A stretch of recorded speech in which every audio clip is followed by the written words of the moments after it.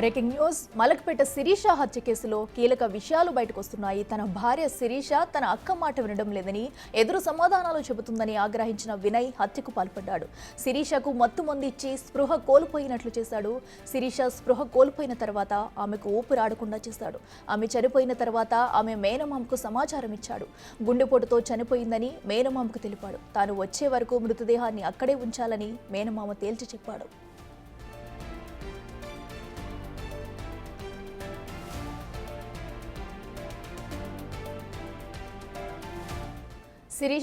శిరీష మేనమామ చెప్పిన మాట వినకుండా డెడ్ బాడీని తరలించాడు వినయ్. అయితే ఈ విషయం గమనించిన మేనమామ వెంటనే స్పందించాడు. వినయ్ తీరుపై అనుమానం కలిగి తానే వెంబడించడం మొదలుపెట్టాడు. ఆసుపత్రికి ఫోన్ చేసి అంబులెన్స్ డ్రైవర్ ఫోన్ నెంబర్ తెలుసుకున్నాడు. డ్రైవర్కు ఫోన్ చేసి ఎటువైపు వెళుతున్నారని కనుగొన్నాడు. సీసీ కెమెరాల ద్వారా అంబులెన్స్ ని ట్రేస్ చేశాడు. పోలీసులకు సమాచారం అందించాడు. దోమలపెంట వద్ద మృతదేహాన్ని పట్టుకున్నారు. అయితే పోలీసుల పర్యవేక్షణలో మృతదేహాన్ని పోస్టుమార్టానికి తరలించారు. పోస్టుమార్టం నివేదిక ప్రకారం శిరీషది హత్యనని తేల్చారు. వినయ్తో పాటు వినయ్ సోదరుని కూడా అదుపులోకి తీసుకున్నారు.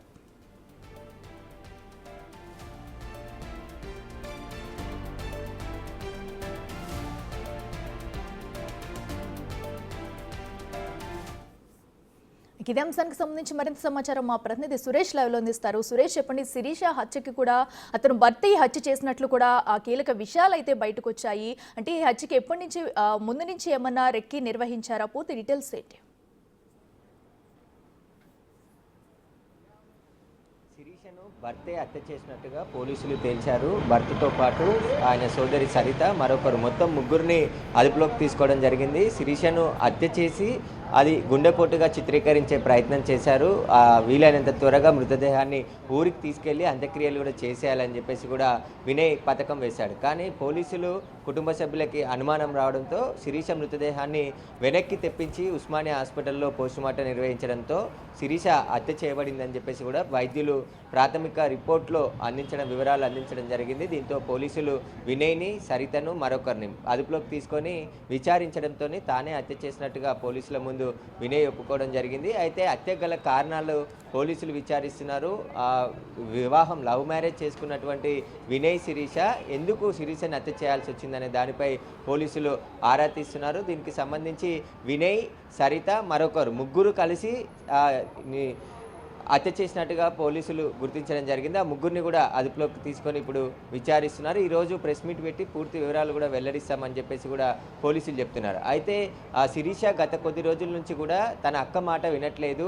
2వ తేదీన ఉదయం మళ్ళీ అక్కకు శిరీషకు గొడవ జరగడంతో నా అక్కనే ఎదిరిస్తావా అని చెప్పేసి కూడా వినయ్ కోపం పెంచుకొని శిరీషను హత్య చేసినట్టుగా పోలీసులు గుర్తించడం జరిగింది. ప్రస్తుతం ఈ అనుమానాస్పద స్థితి కేసుగా ఉన్నటువంటి శిరీష కేసుని ఇప్పుడు ఏదైతే హత్య కేసుగా మార్చి ఇప్పుడు దర్యాప్తు చేస్తున్నారు పోలీసులు. ఇంకా ఎవరెవరి హస్తం ఇందులో ఉందనే దానిపై అయితే పూర్తి దర్యాప్తు చేస్తున్నారు. అయితే గత కొంతకాలంగా కూడా వేధింపులకు గురి చేశాడు, శిరీషను ఇబ్బందులకు గురి చేస్తున్నాడు అని చెప్పేసి కూడా కుటుంబ సభ్యులు పోలీసులకి ఫిర్యాదు చేయడంతోనే ఈ హత్యకు సంబంధించి ఇప్పుడు ఇన్వెస్టిగేషన్ చేస్తే అంతా కూడా బయటకు పడ్డాయి. వీటికి సంబంధించి ఇంకా వినయ్ 2 పెళ్లిళ్ళు కూడా చేసుకున్నాడని చెప్తున్నారు. కానీ దానిపై పోలీసులు క్లారిటీ ఇవ్వట్లేదు. ఫస్ట్ ప్రేమ వివాహమే చేసుకున్నట్టు మా దగ్గర ఆధారాలు ఉన్నాయి. ఇంకా ఏమైనా వివాహాలు చేసుకుని ఉంటే దర్యాప్తులో అన్ని విషయాలు కూడా తెలుస్తాయని చెప్పేసి కూడా పోలీసులు చెప్తున్నారు. అయితే ఆ రోజు పథకం ప్రకారం శిరీషను మత్తుమందించి ఆ తర్వాత మెత్తతో ఊపిరి ఆడకుండా హత్య చేసి కుటుంబ సభ్యులకి గుండెపోటుతో చనిపోయిందని సమాచారం ఇచ్చారు. కానీ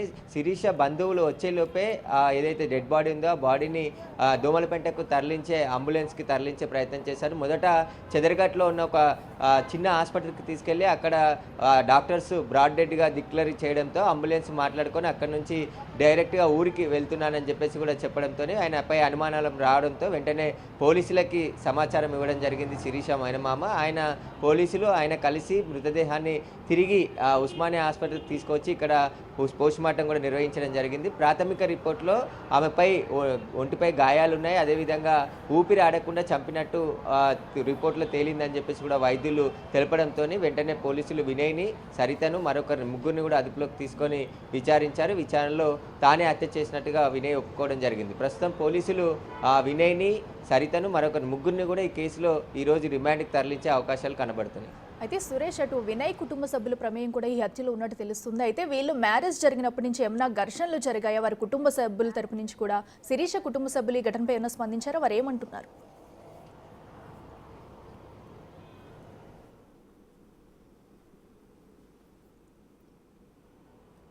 సురేష్, ఇప్పటికే మనం చూస్తున్నాము శిరీష హత్య కేసులో అయితే అటు వినయ్ కుటుంబ సభ్యులు ప్రమేయం ఉందని కూడా క్లియర్గా తెలుస్తుంది. అంటే వాళ్ళు మ్యారేజ్ అయినప్పటి నుంచి కూడా వీరి మధ్య ఏమైనా ఘర్షణలు జరిగాయా? దీనికి సంబంధించి శిరీష కుటుంబ సభ్యులు ఏమైనా స్పందించారా?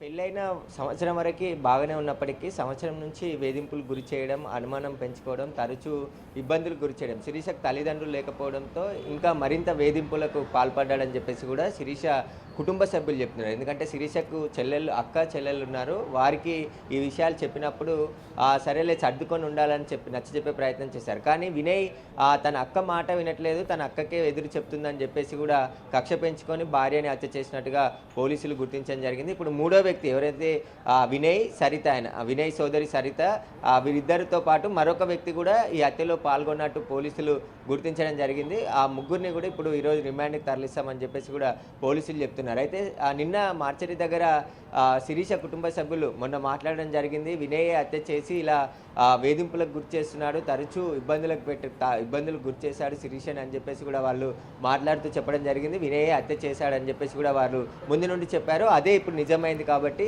ఆ వినయ్పై హత్య కేసు నమోదు చేసి పోలీసులు ప్రస్తుతం అతన్ని అరెస్ట్ చేయడం జరిగింది. ఈరోజు మీడియా సమావేశం పెట్టిన తర్వాత ఈ హత్యకు సంబంధించిన పూర్తి వివరాలు కూడా ఈస్ట్ జోన్ డీసీపీ బాలస్వామి వెల్లడించే అవకాశం ఉంది. ఆ తర్వాత ఈ ముగ్గురిని కూడా రిమాండ్కి తరలిస్తారు. ఇంకా వాళ్ళ కుటుంబ సభ్యుల ప్రమేయం ఏమైనా ఉంటే వారిపైన కూడా విచారణ జరుపుతున్నామని చెప్పేసి కూడా పోలీసులు చెప్తున్నారు. Right Suresh, thanks for updates.